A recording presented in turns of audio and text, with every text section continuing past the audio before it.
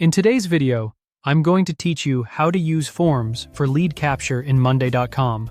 Forms in Monday.com are a simple and effective way to collect lead details from customers, website visitors, or event attendees.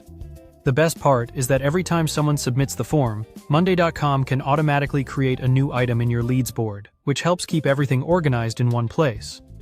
To get started, log into your Monday.com account. Once you're inside the workspace, look for the plus icon used to add something new, and choose the option to add a board. Then click New Board, and continue by selecting Create Board.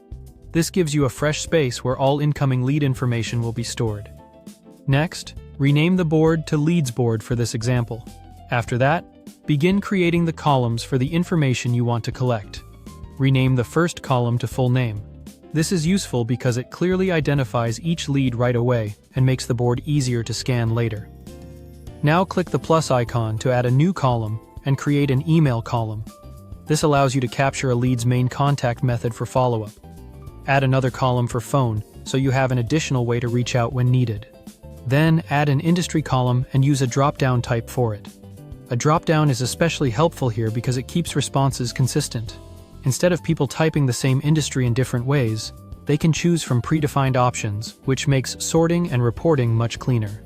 Next, add a status column and rename it to Lead Status.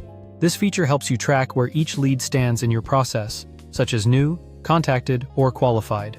After that, add a people column and rename it Sales Rep. This makes it easy to assign each lead to a team member, so ownership is always clear. Now add a currency column and rename it Deal Value. This is useful for estimating the potential revenue connected to each lead and helps your team prioritize opportunities more effectively. Once your board is ready, click the plus icon again to add a form view. Form view lets you turn your board structure into a shareable form. In other words, the fields you created as columns become form fields that other people can fill out. Select Form to create that view. After the form appears, click Submit to test it out.